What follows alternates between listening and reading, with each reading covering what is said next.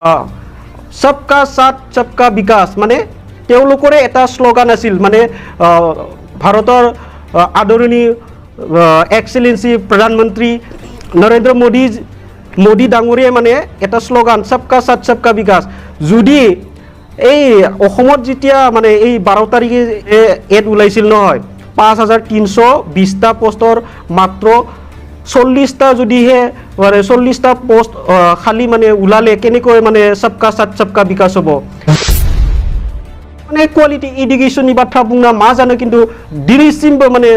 जोङो माने बीटीसी आव माने दासिमबो माने टेटनि माने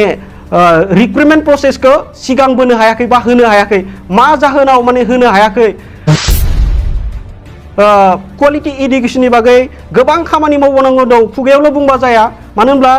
एलपी आनो मेन फाउंडेशन नंगौ ना फाउंडेशन स्टेजआनो जुदि फोरोंगिरि गैयाब्ला बेवहाय फरायसाफ्रा बोरै क्वालिटी एडुकेशन मोनफुंनो बा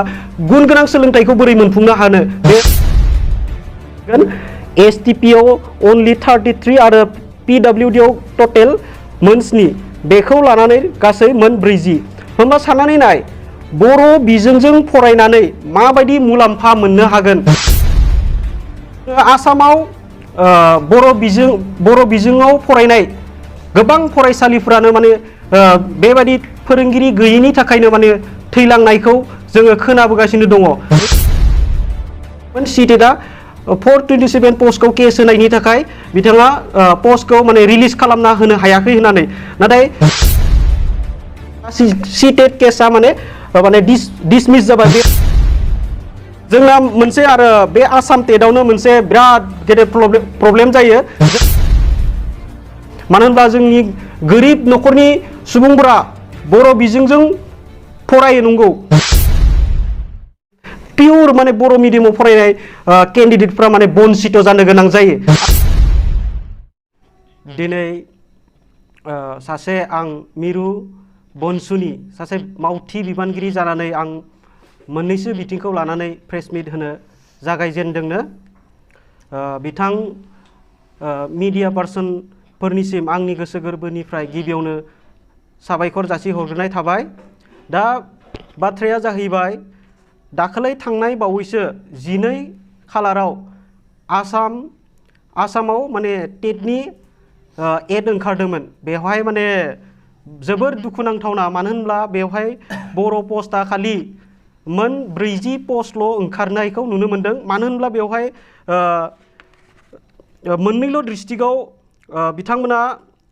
एडखौ दिहुनदों धेमाजि आरो गवालपारायाव नोंथांमोना नै केमेरायाव नुनो मोनगोन एसटीपी आव ओनलि 33 आरो पीडब्ल्यूडी आव टोटल मोन 7 बेखौ लानानै गासै मोन 40 होमबा साननानै नाय बर' बिजोंजों फरायनानै माबायदि मुलाम्फा मोननो हागोन बेफोरखौ जोंनि बीटीसी बा आसामाव जा खुंथायाव बीजेपीजों एलाइन जानानै थानाय सरकारफ्रा नोजोर होयोब्ला जों बांसिन गोजोननाय मोनगोननो मानो होनब्ला जोङो सासे मोजां फरायसा बा मोजां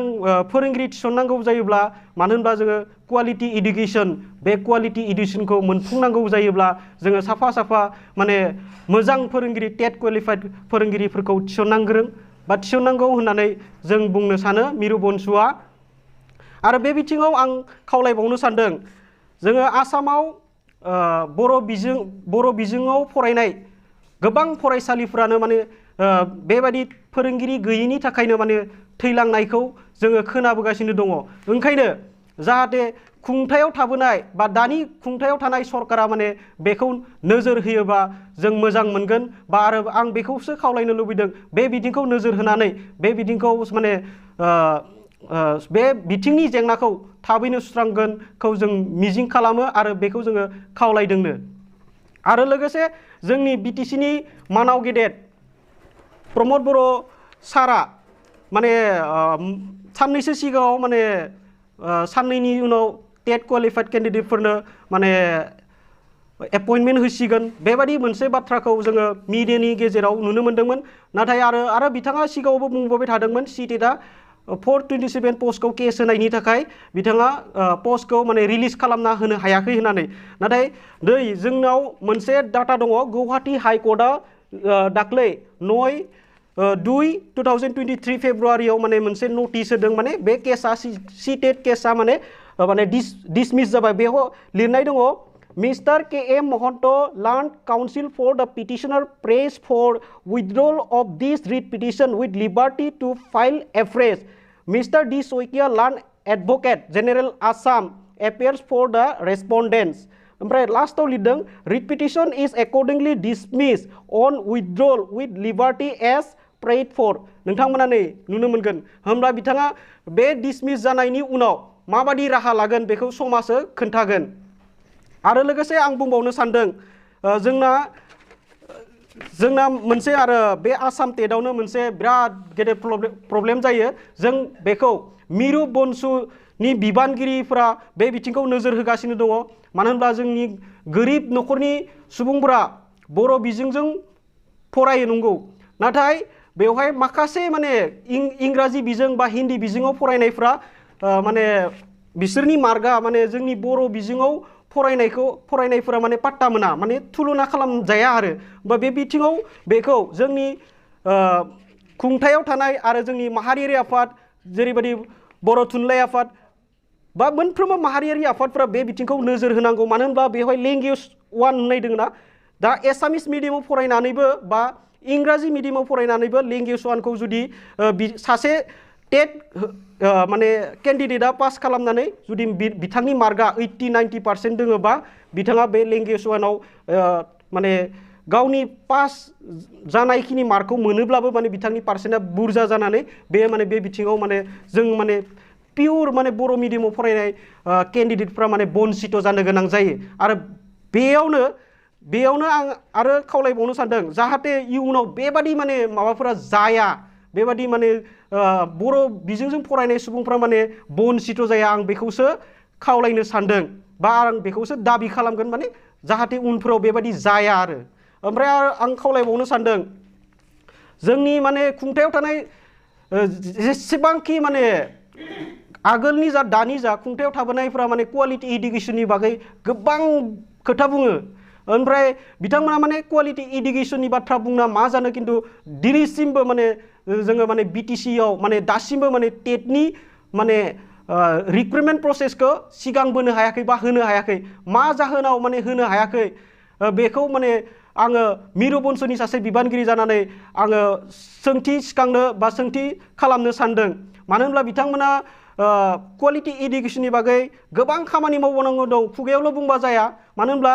एलपिआनो मेन फाउन्डेसन नंगौ नङा फाउन्डेसन स्टेजआनो जुदि फोरोंगिरि गैयाब्ला बेवहाय फरायसाफ्रा बोरै क्वालिटी इडुकेशन मोनफुंनो बा गुन गोनां सोलोंथाइखौ बोरै मोनफुंनो हानो बे जोंनि खुंथायाव थानाय सोरखारनि सायाव आङो सोंनो सानो ओमफ्राय दायो माने आसामाव जेरैबायदि माने 5320 टा पोस्ट ओंखारदों बे बिथिंखौ माने जुदि जोंनि मोनफ्रोमबो माहारियारि आफादफोरा नोजोर होनानै बेखौ माने जाबादि 40 पोस्ट ओंखारदों बे पोस्टखौ माने एसे आसाम सोरखारनि गिबि मन्थ्रि बा सोलोंथाइ मन्थ्रिफोरजों सावरायनानै बे माबाखौ माने एसे बुरजा खालामफिननो हायो नामा बेखौबो आङो नोजोर बोनो थाखाय आं जोंनि खुंथायाव थानाय बिबानगिरिफोरखौ आं खावलायनो सानदों आरो लगते মই এটা কথা মানে অসমৰ मुख्यमंत्री डॉक्टर हिमंत विश्व शर्मा देवे माने सबका साथ सबका विकास माने तेवलोकरे एटा स्लोगान आसिल माने भारतर आदरणीय एक्सेलेंसी प्रधानमंत्री नरेंद्र मोदी डांगरिया माने एटा स्लोगान सबका साथ सबका विकास जुदी এই অসমত যেতিয়া মানে এই 12 তাৰিখে মানে এড ওলাইছিল নহয় 5320টা পোষ্টৰ মাত্ৰ 40টা যদিহে মানে 40টা পোষ্ট খালি মানে ওলালে কেনেকৈ মানে सबका साथ सबका विकास হ'ব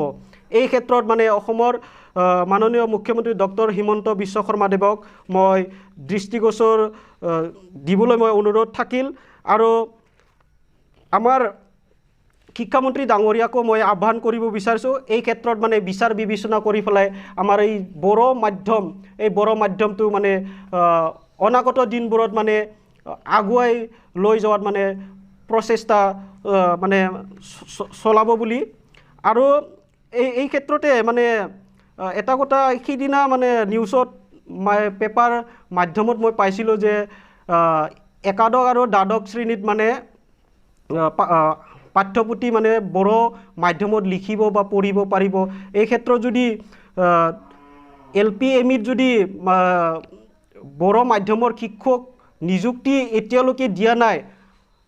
কিয়নো যদি ফাউণ্ডেশ্যন ষ্টেজটো মানে ভাল নহ'লে কেনেকৈ মানে বড়ো মাধ্যমটো পিছত মানে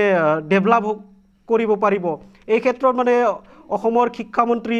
ডক্টৰ ৰণোজ পেগু ডাঙৰীয়াও এই ক্ষেত্ৰত দৃষ্টিগোচৰ ৰাখে। এইটোৱে মই বনচু তৰফৰ পৰা আহ্বান থাকিল। आरो बेनि उनाव जोङो 19 मे खालारखौ माने बर' बिजों सान हिसाबै जोङो बर' थुनलाइ आफादानो जा जोंनि मोनफ्रोमबो माहारियारि आफाद बा जोंनि आसामाव रायजो जानाय सुबुंफोरा माने बर' बिजों सान हिसाबै फालिबोदों। किन्तु बे बिथिङाव जोङो बर' मिडियामनि माने बर' मिडियामाव फरायनाय फरायसाफोरा बन्चित जानो गोनां जायोबा गुन गोनां सोलोंथाइनिफ्राय माने जानगाराव थानो गोनां जायोबा बोरै जानो, बेखौबो नोजोर होनो थाखाय जोंनि खुंथायाव थानाय जोंनि मोनफ्रोमबो माहारियारि आफाद आरो थुनलाइ आफाद, स्पेसियेलि आं थुनलाइ आफादखौ खावलायनो सानदों। मानो होनब्ला बर' थुनलाइ आफादनि जोनोम जानायावसो माने बे बर' बिजोङा थांनानै दङ। ओंखायनो थुनलाइ आफादनि दैदेनगिरिफ्रा बे बिथिंखौ नोजोर होनांगोन। आरो लोगोसे आं खावलायबावनो सानदों जे दा नै आसामाव गासै 9 मेडिकेल कलेज मोनफुंनो हाबाय जोङो क'क्राझार BTC नि उथुमै जायगायाव। जोङो बे बिथिंखौ नोजोर होनांगोन जे 6 शिड्युल जाय जोंनि 6 शिड्युल एरियायाव माने जोंनि जा रिजार्भेसन केटेगरि दङ बेखौबो नोजोर लाखिनानै जोंनि साख्रि बाख्रिनि बिथिङाव 3rd ग्रेड 4th ग्रेड हमनानै ला, साप'ज डक्टर बायदिसिना मेडिकेल स्टाफ बेफोराव माने जोंनि खुंथायाव थानाय सोरखारा नोजोर लाखियो। आं सासे मिरु बन्सुनि बिबानगिरि जानानै बे बिथिंखौबो माने खुंथायाव थानाय सोरखारा माने नोजोर होनांगौ होननानै आं खावलायनो सानदों। एसेनोसै, गोजोन्थों।